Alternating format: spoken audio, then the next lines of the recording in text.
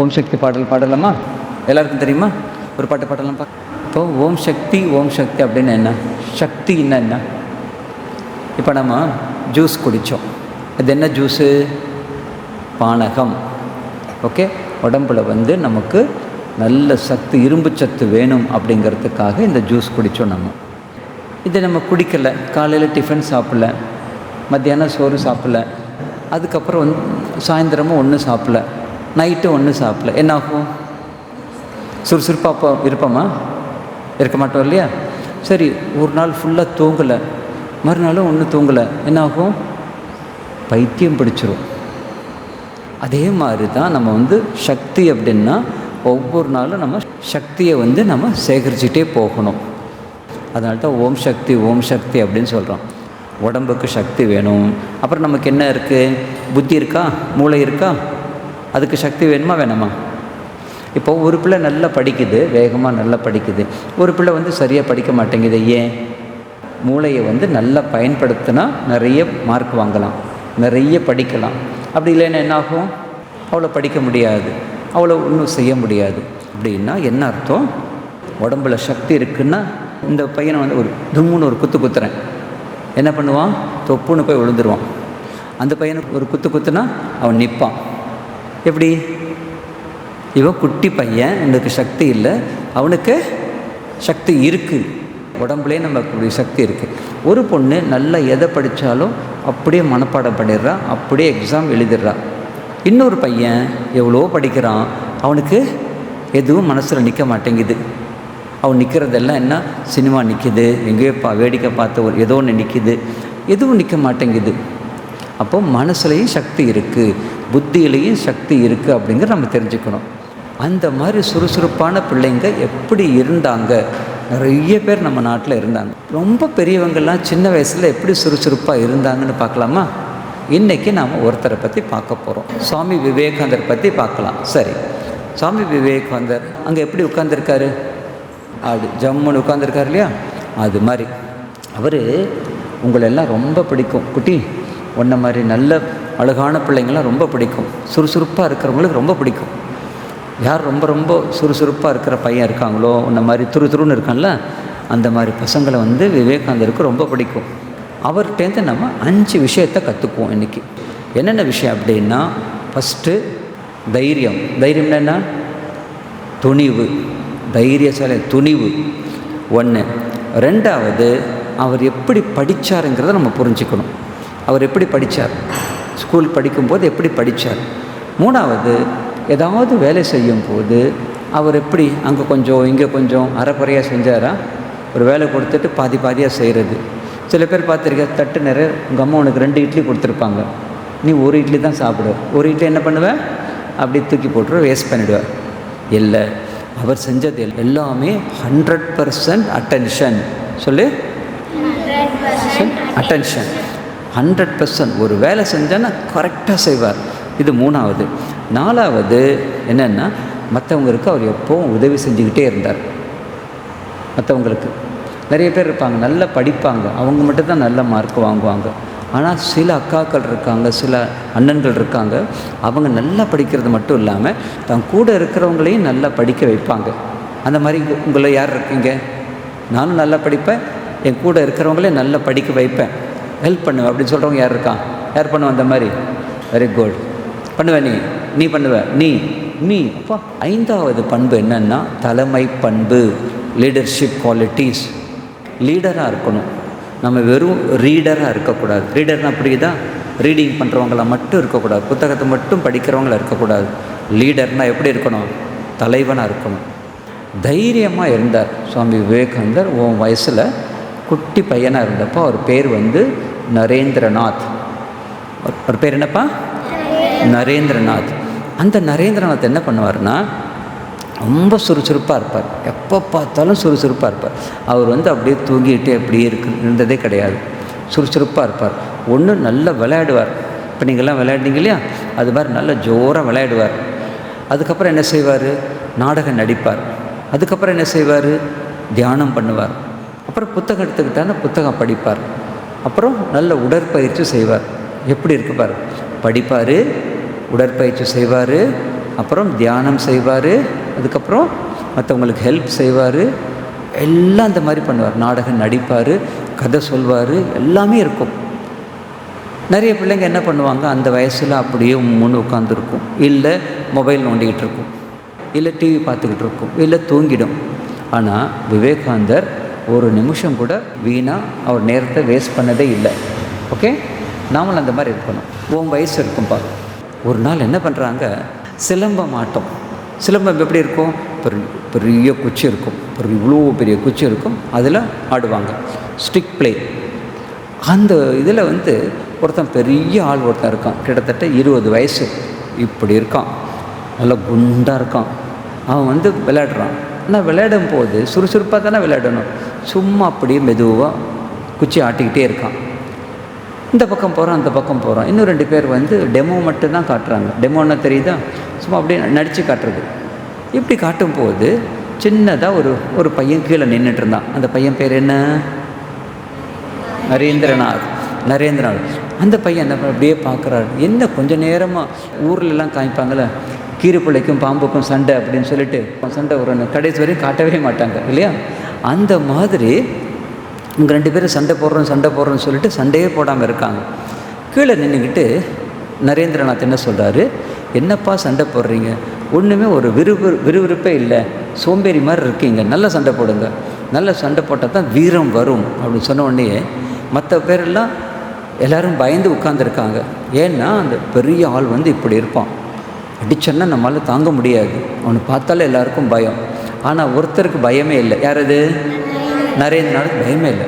அப்படி பார்த்துட்டு என்ன சண்டை போடுறீங்க, சரியா நீங்கள் ஒன்றும் சண்டை போடல, எல்லாம் சொத்தையாக இருக்கீங்க, நல்ல சண்டை போடுங்க அப்படின்னு சொன்ன உடனே அந்த பெரிய ஆளுக்கு கோபம் வந்துருச்சு. நீ சண்டை போடுறியா என் கூட அப்படின்னா, நீ சண்டை போடுறியா, மற்றவங்களா இருந்தால் என்ன பண்ணுவாங்க, பயம் வந்திருக்கும், உங்கள் கூட நான் சண்டை போடுறதா. இவருக்கு நரேனுக்கு வயசு என்னன்னு பார்த்தா கிட்டத்தட்ட 11 வயசு, 4 அடி உயரம் தான் இருப்பான். அந்த ஆள் 6 அடி உயரம். இவருக்கு ஒரு 45 கிலோ வெயிட்டு, அவர் 85 கிலோ வெயிட்டு. எது பெருசு, 85 பெருசா 45 பெருசா? 85. Very good. இப்படி நிற்கும், சண்டைக்கு வர்றியா நீ அப்படிங்கிறார். உடனே என்ன பண்ணுறாரு, மற்றவங்களாம் இருந்தால் பயந்துருவாங்கல்ல, விவேகானந்தர் பயப்படவே இல்லை. என்ன சண்டை தானே பொண்ணுவா அப்படின்னு சொல்கிறார். விவேகானந்தர் சண்டை போட்டார். அப்போ அவர் திரும்ப திரும்ப அடிக்க பார்க்குறார். நரேந்திரன் என்ன பண்ணுறார், அப்படி இந்த பக்கம் தன்னை இப்படி போகிறார், அப்படி போகிறார், அடி வாங்காமல் அப்படியே போயிடுறார். அதனால் என்னாச்சு, அந்த ஆள் ஓஞ்சி போயிட்டான் கொஞ்ச நேரத்தில். அப்புறம் நிறைய நேரத்தில் பண்ணார், அந்த குச்சி எடுத்துக்கிட்டு ஓங்கி காலில் ஒரு அடி அடித்தார். ஐயோ அப்படி இது பண்ணிவிட்டு அப்படியே கீழே உட்காந்துட்டான் அந்த ஆள். ஒரு கணம் நினச்சிப்பார், அது எதிராளியோட பலத்தை பற்றி நினச்சிக்கிட்டு இருந்தாரா, யாருடைய பலத்தின் மீது அவருக்கு நம்பிக்கை இருந்தது, அவரோட பலம். நல்ல சொல்ல, யாரோட பலம், அவரோட பலத்தில் ஒரு நம்பிக்கை இருந்தது. அதுக்கு பேர் தான் தைரியம், அதுக்கு பேர் தான் துணிவு. என்ன பேர், துணிவு, தைரியம். சொல்லு, தைரியம். இது ஃபஸ்ட்டு நம்ம பார்க்கணும். எதாக இருந்தாலும் சரி, நாம் தைரியத்தோடு இருக்கணும். திடீர்னு ஒரு கரப்பாம்பூச்சி இப்படி வேகமாக வருது, நம்ம என்ன செய்வோம், ஐயோ கரப்பாம்பூச்சின்னு ஓட ஆரம்பிச்சிடுவோம் இல்லையா, உண்டா இல்லையா? நாம் எவ்வளோ வெயிட்டு, நீ எல்லாம் இப்போ 30 கிலோ இருப்ப நீ வெயிட்டு, கரப்பாம்பூச்சி எவ்வளோ இருக்கும் வெயிட்டு, 1 கிலோ 30 கிராம் கூட இருக்காது. 0 கிலோ இல்லை 30 கிராம் கூட இருக்காது. நீ எவ்வளோ வெயிட்டு, 30 கிலோ வெயிட்டு. ஆனாலும் பயப்படுவேன். தப்பா ரைட்டா? தப்பு தானே அது. ஆனால் விவேகானந்தர்கிட்ட நம்ம கற்றுக்க வேண்டியது என்ன பாடம், அங்கே நம்ம படித்தோம் இல்லையா, தைரியமாக இரு சகோதரா, படித்தோமா இல்லையா, படித்தோம் இல்லையா. ஃபஸ்ட்டு திங் அதே தானே. ஃபஸ்ட்டு திங் நாம் விவேகானந்தர்கிட்ட கற்றுக்கிறது, எதுக்குமே நம்ம பயப்படக்கூடாது. ஓகே. ரெண்டாவது, அவர் எப்படி படித்தார்னு பார்க்கணும். இப்போ நம்ம டீச்சர் உனக்கு ஒரு திருக்குறளை கொடுக்குறாங்க. திருக்குறள் எவ்வளோ அடிகள் இருக்கும், 2 அடி. ஈரடி திருக்குறள் 2 அடி. என்ன பாட்டு, அகர முதல எழுத்தெல்லாம். அடுத்த திருக்குறள், கற்க கசடர. அதுக்கப்புறம் வேற என்ன தெரியும், இதனை இதனால் நான் கண் விடல். இவ்வளோ நல்லா இருக்குல்ல. நீங்களாம் இப்போ சின்ன பிள்ளைங்க கடகடன்னு மனப்பாடம் பண்ணிடுறீங்க. மற்ற பசங்களாம் எப்படி பண்ணுவாங்க தெரியுமா? ரொம்ப ஸ்லோவாக படிப்பாங்க. ஒரு திருக்குறள் மனப்பாடம் பண்ணணும்னா அவனுக்கு 2 மணி நேரம் ஆகணும். சொல்லி சொல்லி சொல்லி சொல்லி பார்ப்பாங்க. ஆனால் விவேகானந்தர் எப்படி படித்தாருங்கிறத நம்ம பார்க்கணும். ஒரு லைப்ரரிக்கு போகிறார். அங்கே கலை களஞ்சியம், என்சைக்ளோபீடியா பிரிட்டானிக்கா அப்படின்னு இவ்வளோ பெரிய புத்தகம், எல்லா விஷயத்தையும் அங்கே நீ பார்க்கலாம். பெரிய புத்தகம், 800 பக்கங்கள் நிறைந்த ஒரு புத்தகம். அந்த புத்தகம் வந்து ஒரு 10 புத்தகம் இருக்குது. இதை படிக்கணும்னு அவருக்கு ரொம்ப நாள் ஆசை. அந்த புத்தகத்தை எடுத்துக்கிறார். காலையில் 9 மணிக்கு ஆரம்பிக்கிறார், படிக்க ஆரம்பிக்கிறார். எவ்வளோ பக்கம்னு சொன்னேன்? 800 பக்கம் 8 மணி நேரத்துலேயே முடிச்சிட்டார். எப்படி? கடன்னு படித்து முடிச்சிட்டார். அப்படி படிக்கும்போது பாரு, நம்ம அப்படியே படிச்சுட்டு இருப்போம் இல்லையா? அப்படி ஒரு பக்கம் பரட்டுறதுக்குள்ளார நமக்கு 1 மணி நேரம் ஆகிடும்.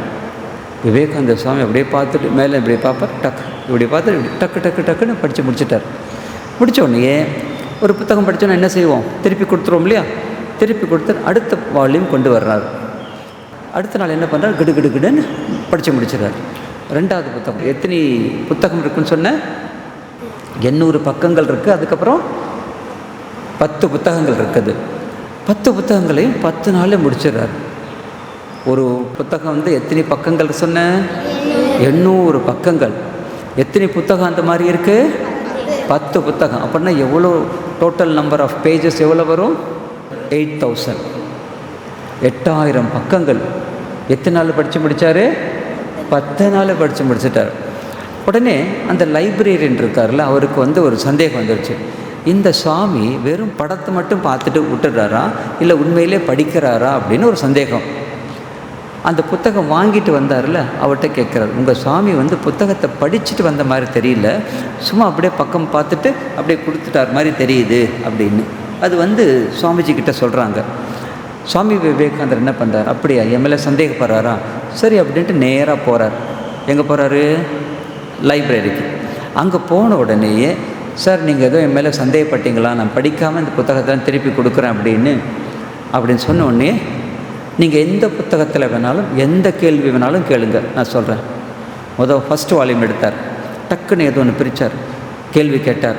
கரெக்டாக என்ன சொன்னார் சுவாமி விவேகானந்தர்? பதில் சொன்னார். 2வது புத்தகம் எடுத்தார், ஒரு கேள்வி கேட்டார்.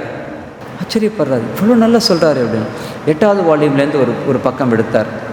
இதுக்கு என்ன பொருள்? கரெக்டாக சொன்னார் சுவாமி விவேகானந்தர். அதே மாதிரி 10 வால்யூம்ஸ்லையும் கேள்வி கேட்டு எல்லாத்துலேயும் கேள்வி கேட்டார். கேள்வி கேட்டுட்டு என்னாச்சு?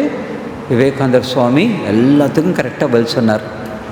அப்போ சொன்னாங்க, எப்படி சுவாமி இப்போ நீங்கள் படிக்கிறீங்க அப்படின்னு கேட்டதுக்கு, நான் ஒவ்வொரு எழுத்தாக படிக்க மாட்டேன், ஒவ்வொரு வார்த்தையாக படிக்க மாட்டேன், ஒவ்வொரு வரியாக படிக்க மாட்டேன், ஒவ்வொரு பாராவாக படிக்க மாட்டேன். நான் எப்படி படிப்பேன்னா, இப்படி பார்க்கும்போது இப்படி கரெக்டாக உங்கள் அம்மா வந்து உங்கள் வீட்டை எப்படி சுத்தமாக வச்சுருக்காங்க அப்படியே பார்ப்பாங்க. இப்படி பார்த்த உடனேயே எங்கே அசுத்தம் இருக்குது, எங்கே சுத்தமாக இருக்குன்னு பார்த்துட்டு குப்பையெல்லாம் அகட்டிடுவாங்கள்ல, அதுக்கு என்ன அப்படியே ஒரு பெரிய பைனாக்குலர் வச்சுக்கிட்டு எங்கே குப்பை இருக்குன்னு பார்ப்பாங்களா? ஒரு பூத கண்ணாடி எடுத்துக்கிட்டு எங்கே குப்பை இருக்குன்னு பார்ப்பாங்களா? கண்ணால் பார்த்த உடனே சரியில்லை, இது சரி செய்யணும் அப்படின்னு ஒரு பார்வையிலேயே எப்படி கவனிக்கிறாங்களோ, பார்வை அந்த மாதிரி இருக்கணும். விவேகானந்த சுவாமிகிட்ட நம்ம கற்றுக்க வேண்டியது, படிக்கும்போது மனம் ஒன்றி படித்தா கொஞ்ச நேரத்திலேயே அதிகமாக நம்ம படித்து முடிச்சிட முடியும். கிரிக்கெட் உங்களுக்கு பிடிக்கும் இல்லையா? எத்தனை பேர் கிரிக்கெட் பிடிக்குமா? Very good. கிரிக்கெட்டில் ஒரு ஓவருங்கிறது எவ்வளோ பால்ஸ்? 6 பால்ஸ். இவன் பவுலர், பந்து போடுறவன், பந்து அடிக்கிறவன். இந்த பந்து அடிக்கிறவன் 6 பாலுக்கு எல்லாத்தையும் டக்குன்னு அப்படியே தடுத்து ஆடுறான். 6 பாலுக்கு 0 ரன் எடுக்கிறான். இன்னொருத்தன் வர்றான், 6 பாலுக்கு 6 ரன் அடிக்கிறான்.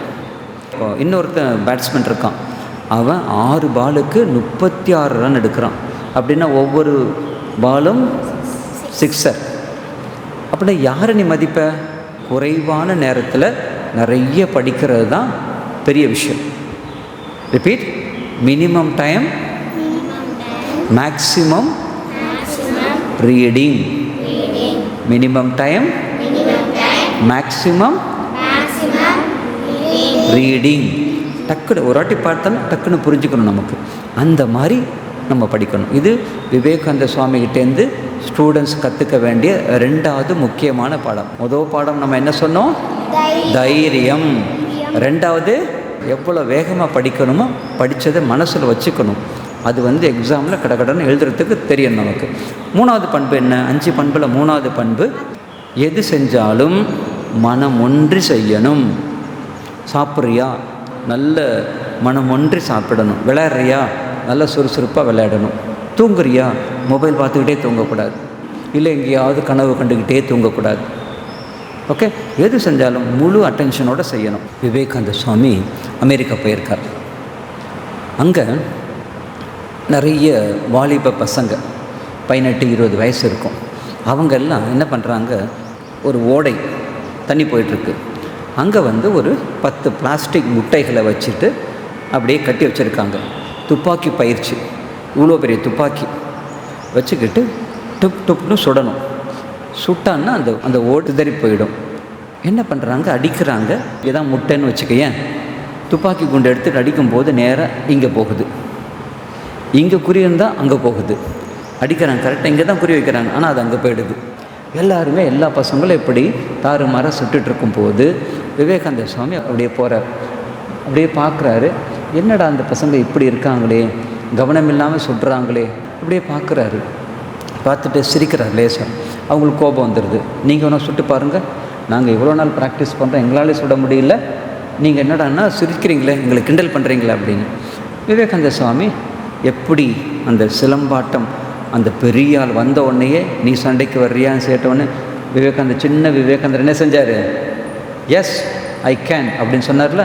அதே மாதிரி இங்கேயும் என்ன பண்ணுறார், துப்பாக்கி எடுத்துக்கிட்டார். எவ்வளோ பெருசாக இருக்கும், இவ்வளோ பெருசாக இருக்கும். அப்படியே பார்த்தார், எப்படி சுடணும், எனக்கு சுட்டு காமி அப்படின்னார். சுட்டு காமிச்சாங்க. அப்படியே வச்சார். டக்குன்னு ஃபஸ்ட்டு பார்த்து குறி பார்த்து டக்குன்னு அடித்தார். என்னாச்சு? முட்டை உடஞ்சி போச்சு. 2வது டக், முட்டை உடஞ்சி போச்சு. டக் 3, முட்டை உடஞ்சி போச்சு. டக் டக் டக் டக்குன்னு 12 முட்டைகளையும் உடச்சி தள்ளிட்டார். எல்லாருக்கும் ஆச்சரியம், எல்லோரும் கை தட்டுறாங்க. எப்படி சாமிஜி உங்களுக்கு முடிஞ்சது அப்படின்னு கேட்டாங்க. அவர் சொன்னார், எந்த காரியம் செஞ்சாலும் மனசு அதில் கவனம் கொடுத்து செய்யணும். ஓகே, எது செஞ்சாலும் கவனமாக செய்யணும். அங்கே எங்கேயோ வேடிக்கை பார்த்துக்கிட்டே அல்லது அங்கே எங்கேயோ பராக்கு பார்த்துக்கிட்டே நேற்று நடந்தது, காலையில் சாப்பிட்டது, உன்னை பாராட்டினது, இதிலையே நம்ம கவனம் இருக்கக்கூடாது. இது செய்யும் போது முழு கவனம் இருக்கணும். கேள்வி கேட்குறேன். 4வது என்ன? தலைமை பண்பு. இங்கிலீஷில் என்ன சொன்ன? Leadership qualities. அது மனசுக்குள்ளே இருந்துச்சுன்னா டக்குன்னு வரும். இல்லைன்னா உள்ளார பயம் இருக்குது, தப்பாக போயிடுவோமோ, தப்பாக சொல்லிடுவோமோன்னு பயம் இருக்குது. அந்த பயம்தான் வெளியில் வர்றதுக்கு நம்ம விடக்கூடாது. ரைட்?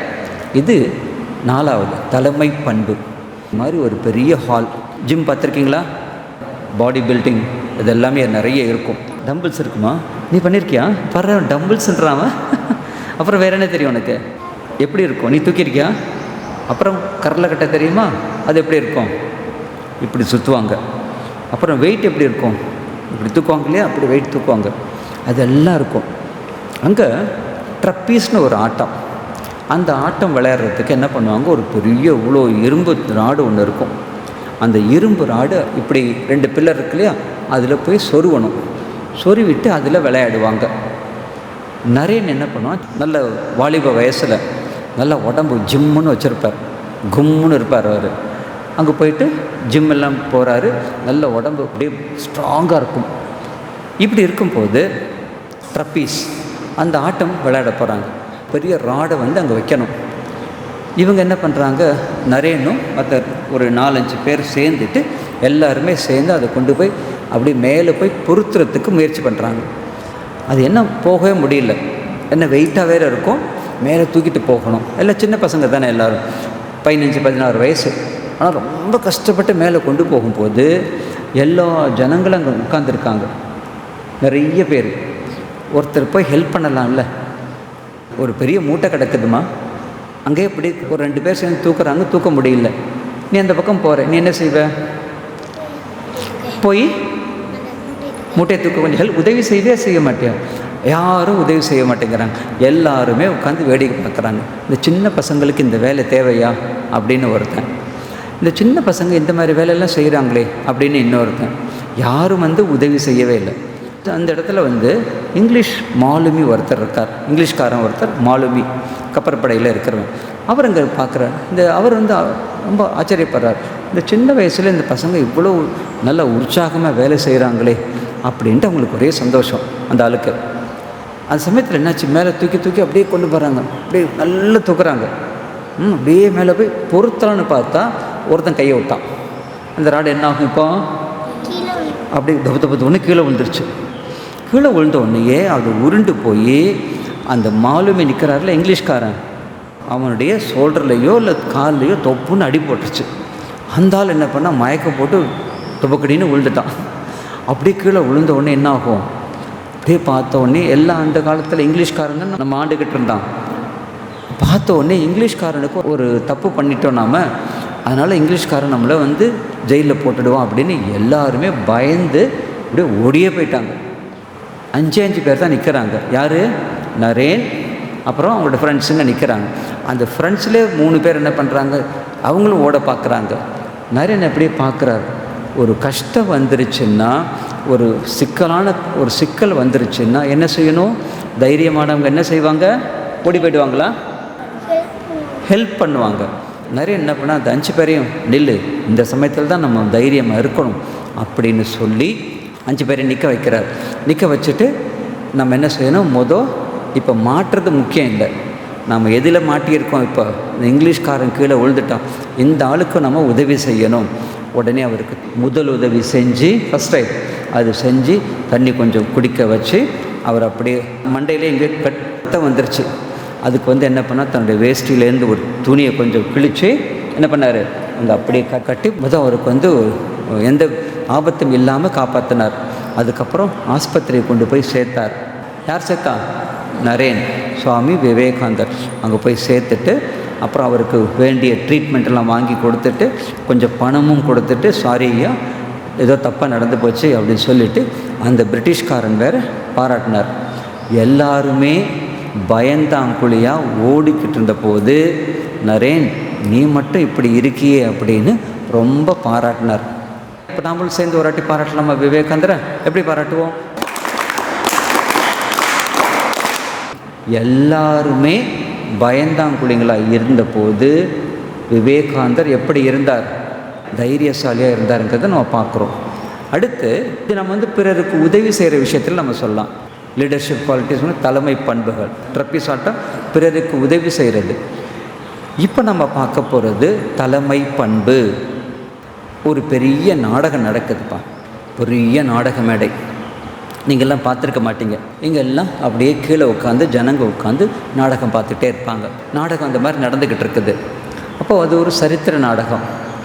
ஒரு ராஜா வர்றாரு, ஒரு ராணி இருப்பா, ஒரு குதிரை வரும், ஒரு யானை வரும், போர் வீரர்கள் வருவாங்க. அப்படியெல்லாம் நிறைய பேர் வந்து போவாங்க. அந்த நாடகத்தில் ஒரு பெரிய ராஜா நல்லபடியாக நடிக்கிறார். இந்த நாடகம் ரொம்ப நல்லா இருந்தது. ரொம்ப நாடகம் நல்லா இருந்ததுன்னு எப்படி தெரியுமா சொல்லலாம், அந்த நாடகத்தில் இருக்கிறவங்க எல்லாரும் சிரித்தாங்கன்னா கீழே இருக்கிறவங்களும் நாடகத்தை பார்க்குறவங்களும் சிரிப்பாங்க. நாடகத்தில் இருக்கிறவங்க அழுதாங்கன்னா என்ன செய்வாங்க, கீழே இருக்கிறவங்க அவங்களும் அழுதுகிட்டு இருப்பாங்க. அந்த மாதிரி ரொம்ப ரசித்து பார்த்துக்கிட்டு இருக்காங்க. அந்த நேரத்தில் திடீர்னு இங்கிலீஷ்கார போலீஸ் ஒருத்தன் வர்றான். பெருசாக ஆஃப் பேண்ட் போட்டுக்கிட்டு அப்படியே வேகமாக வர்றான். நல்லா இருக்குமா? நடக்கிறது என்ன நாடகம்? சரித்திர நாடகம். சரித்திர நாடகத்தில் ராஜாக்கள் தானே வரணும். திடீர்னு ஒரு போலீஸ்காரன் வந்தால் நல்லா இருக்குமா? எல்லாருக்கும் ஆச்சரியம், என்ன இது சீன் மாறுது அப்படின்னு. கிடுகிடுன்னு ஒருத்தன் வர்றான் போலீஸ்காரன். கூடவே இன்னும் 4 பேர் போலீஸ் வர்றாங்க. வந்துட்டு யார் ஹீரோவாக நடிச்சுக்கிட்டு இருந்தாங்களோ நேராக அவர் போய் யூ ஆர் அண்டர் அரெஸ்ட் அப்படின்னு கைவிலங்கு மாட்ட போகிறாங்க. நாடகம் பார்த்துட்டு இருந்தவங்களுக்கெல்லாம் என்னது இது, என்னடா அது அப்படின்னு எல்லாரும் ஆன்னு பார்க்குறாங்க. கொஞ்சம் நேரத்தில் தெரிஞ்சு போயிடுது, ஹீரோவாக நடித்தவர் ஏதோ ஒரு காரணத்தால் போலீஸ்காரர் அவரை அரெஸ்ட் பண்ண வந்திருக்கு. ஏதோ ஒரு காரணம், அவர் ஏதோ தப்பு செஞ்சுருக்காரோ என்ன செஞ்சாரோ தெரியாது, கண்டுபிடிச்சி அரெஸ்ட் பண்ண வந்திருக்கு. அந்த சமயத்தில் செய்யலாமா? நாடகம் நடந்துக்கிட்டு இருக்குல்ல, ஒரு 400 பேர் பார்த்துக்கிட்டு இருக்காங்கன்னா நாடகம் முடிஞ்சவொன்னே அட்ரஸ் பண்ணணும், அப்படி தானே? ஆனால் இது சொல்கிறதுக்கு அப்போ யாருக்குமே தைரியம் இல்லை. ஏனென்றால் வந்த போலீஸ் ஆங்கிலேய போலீஸ், இங்கிலீஷ்காரன். நம்ம ஆளுக்கு அப்படியே நான் சொன்னேன், போன நிகழ்ச்சியில் சொன்னேன், கீழே விழுந்தோடனே எல்லாருமே ஒரு 100 பேர் பார்த்துட்டு இருந்தாங்க. என்னாச்சு? 100 பேரும் ஓடியே போயிட்டாங்களா? பயந்தான் பிள்ளைங்க எல்லோரும் ஓடி போயிட்டாங்க. இப்போ என்னாச்சு? எல்லோரும் அப்படியே உட்காந்துருக்காங்க. எல்லாருக்கும் தெரியும் இது நாடகத்தில் ஒரு சீன் கிடையாது. அந்த இங்கிலீஷ்கார போலீஸ் நம்ம இந்திய நடிகரை அரெஸ்ட் பண்ண வந்திருக்காங்க. அப்படி இருக்கும்போது எல்லாம் ரொம்ப மோசம், இதெல்லாம் இப்படியெல்லாம் பண்ணக்கூடாது, இந்தியர்களுக்குன்னு ஒரு மரியாதையே இல்லை, இங்கிலீஷ்காரன் நம்மளை எப்போ வேணாலும் அவமானப்படுத்துகிறான் அப்படின்னு எல்லாருமே புலம்பிக்கிட்டு இருக்காங்க. எங்கே உட்காந்து? நாடகத்துக்கு கீழே உட்காந்து புலம்பிக்கிட்டு இருக்காங்க. எல்லாருக்கும் பயம் வேறு. அந்த சமயத்தில் ஒரு குட்டி பையன், இவன் சைஸில் ஒரு குட்டி பையன், அவன் என்ன பண்ணான், திடீர்னு பின்னாடியிலேருந்து ஒரு குரல் கொடுத்தான், போலீஸே வெளியே போ அப்படின்னு சொல்கிறான். 2வது தடவை சொன்ன உடனேயே என்னாச்சு தெரியுமா? அங்கே இருக்கிற மற்ற கூட்டமெல்லாம் இருக்கு இல்லையா, அவங்களும் சேர்ந்துக்கிட்டாங்க. போலீஸே வெளியே போ, போலீஸே வெளியே போ. எவ்வளோ பேர் பார்த்துட்டு இருந்தாங்க? 400 பேர் பார்த்துட்டு இருந்தாங்க. எல்லோரும் சொன்ன உடனேயே ஒரே கும்பலாக போயிடுச்சு. ஒரே குரல் எப்படி இருக்கும்? எல்லாருக்கும் தைரியம் வந்துடுச்சு. யாரோ ஒருத்தர் சொன்ன உடனே எல்லாருக்குமே தைரியம் வந்துடுச்சு. எல்லோரும் அப்படி கத்துறோம், போலீஸே வெளியில் போ, நாடகம் முடிஞ்ச பிறகு அவனை கைது செய் அப்படின்னு சொன்ன உடனேயே எல்லாரும் கத்த ஆரம்பித்த உடனேயே என்னாச்சுன்னா அந்த போலீஸ்காரனுக்கு பயம் வந்துருச்சு. இங்கிலீஷ்காரனுக்கே பயம் வருது அப்படின்னா எப்படிப்பட்ட ஆளாக இருக்கும்? எல்லாரும் பாராட்டுறாங்க. போலீஸ் ஓடியே போயிடுச்சு. நடக்க ஆரம்பிச்சிச்சு. மறுபடியும் எல்லோரும் உட்காந்தாங்க. ஒரு சின்ன பையன் ஒரு குரல் கொடுத்தான்ல, இவன் சைஸுக்குள்ள ஒரு குரல் கொடுத்தான்ல, அந்த சிறுவன் யார்? நரேந்திரன். அந்த நரேந்திரன் யார்? பிற்காலத்தில் சுவாமி விவேகானந்தர். அப்படி சின்ன வயசுலேயே அந்த லீடர்ஷிப் குவாலிட்டிஸ் இருந்தது, தலைமை பண்புகள் இருந்தது. எல்லாருமே பயந்து செத்த போது துணிச்சலாக ஒருத்தர் நின்னான்னா அது யார்? சுவாமி விவேகானந்தர். 5 பண்புகளை பார்த்தோம். என்னென்ன பண்புகள் அது? தைரியம், மற்றவங்களுக்கு உதவி செய்கிறது, எப்படி படிக்கிறது, வேகமாக படிக்கணும், படித்தது அப்படியே மனசில் வச்சுக்கணும். 5வது முக்கியமாக இருக்க மனம் ஒன்றி வேலை செய்கிறது, எதையும் அறக்குறை. இப்போ நீ நான் அம்மாவுக்கு ஹெல்ப் பண்ணுறேன்னு வச்சுக்கோ, ஏனோ தானே செய்யக்கூடாது. அம்மா வெறுத்துக்கிட்டே வேலை செய்யக்கூடாது. அம்மாவுக்கு வேலை செய்யணும், நல்லபடியாக ஹெல்ப் பண்ணணும். ஸ்கூலில் விளையாடுற நல்லா விளையாடணும். கிளாஸில் கவனிக்கிற டீச்சர் நல்லா சொல்லி கொடுக்குறாங்க, ஃபுல் அட்டென்ஷன் இருக்கணும். ஓகே, அதுக்கு ஒரு ஃபார்முலா இருக்குது. அந்த ஃபார்முலா சொல்லலாமா? நீ எதையாவது ஒன்று சாதிக்கணும்னு நினைக்கிற, பெருசாக ஏதாவது சாதிக்கணும், அதுலேயே கவனம் வச்சுக்கணும். ஒரு சில தம்பிங்களுக்கு கலெக்டர் ஆகணும்னு ஆசையாக இருக்கும். உனக்கு என்ன ஆகணும்னு ஆசையாக இருக்குது? கலெக்டர். நீமா? டென்டிஸ்ட். நீ? டாக்டர். நீ? Mechanical engineer. நீ? அஸ்ட்ரோனட். நீ? கலெக்டர். அப்போது அதுலேயே கவனம் இருக்கணும். சின்ன வயசில் நான் கலெக்டர் ஆகணும் அப்படின்னா என்ன செய்யணும்? அப்படி எல்லாம் நிமிர்ந்து உட்கார பார்க்கலாம். ஒன்றில் கவனம் வை, நீ செய்யும் ஒவ்வொன்றிலும் கவனம் வை, ஒன்றில் கவனம் வை, நீ செய்யும் ஒவ்வொன்றிலும் கவனம் வை, உலகம் உன்னை கவனிக்கும். இது யார் அப்படியே மனப்பாடமாக சொல்லுவான்? டக்குன்னு தப்பாக இருந்தாலும் பரவாயில்ல, தைரியம் தான் அங்கே முக்கியம்.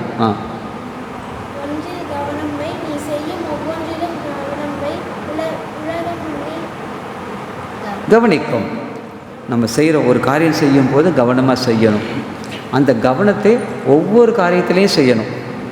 இப்போ சாப்பிடும்போது நல்லா சாப்பிட்டுட்டு படிக்கும்போது அப்படி இங்கேயோ நம்ம சுற்றுறோம்ல, மனசு சுற்றுதில்ல, அந்த மாதிரி இல்லாமல் சாப்பிடும்போதும் கவனம், உழைக்கும் போதும் கவனம், படிக்கும் போதும் கவனம், எல்லா இடத்துலையும் கவனமாக செய்யணும். அப்போ நம்ம இந்த 5 இது ஞாபகம் வச்சுக்கணும். தைரியமாக இருக்கணும், சிலம்பாட்டத்தில் எப்படி சுவாமிஜி ஜெயிச்சார், ஒன்று படிக்கும்போது எப்படி படித்தார். ஒவ்வொரு புத்தகம் எத்தனை பக்கம்? 800 பக்கம். எத்தனை வால்யூம்ஸ்? 10 வால்யூம்ஸ். டோட்டல் பேஜஸ் எவ்வளவு? 8000. 3 அந்த மாதிரி. அதுக்கப்புறம் எத்தனை முட்டையை சுட்டார்? 12 முட்டையை சுட்டார். எப்படி சுட்டார்? ஒரு நாளைக்கு ஒரு முட்டை, 2 நாளைக்கு ஒரு முட்டையா? டக் டக் டக் டக் டக்குன்னு சுட்டார். 3. அதுக்கப்புறம் என்ன சொல், ட்ரப்பீஸ் தூக்குனார், அடிபட்டுருச்சு, ஓடிய போயிட்டாங்க எல்லாரும். நின்னது யார்?